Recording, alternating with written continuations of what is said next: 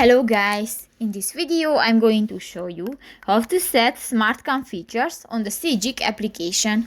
But first of all, I just want to mention, please don't forget to subscribe to our channel, because at 100,000 subscribers we are going to show you our YouTube revenue statistics and growth strategy, how to make money online. So let's jump into it. First of all, open the application on your device.